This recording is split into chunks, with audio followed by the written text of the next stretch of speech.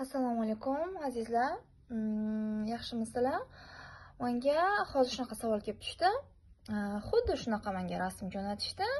Bu yoqda balzamlarni srogi yozilgan, srogdan o'tib ketmaganmi degan. Men sizga shu savolni to'liqib shu savolga javob berib ketmoqchiman. Bu ko'rsatilgan sana bu 01.07.22.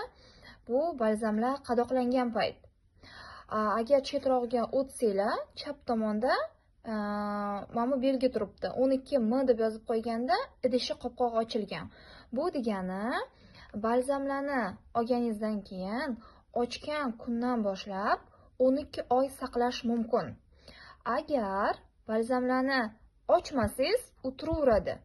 O'shaning uchun bu sanani ko'rib, buni srogi o'tib ketibdi deb qo'rqmanglar. Chunki bu bularga tegmasanglar turaveradi. Faqat bularni qorong'i joyga, quyosh nuri to'g'ridan-to'g'ri tushmaydigan joyga qo'yib qo'ysanglar, 10 yil bo'lsa ham 10 yil turaveradi. Turgancha bularning kuchi ko'payib boradi. Lekin balzamlarni ochgandan keyin havo kiradi-ku ichiga. O'shandan keyin faqat 12 oygina saqlash mumkin.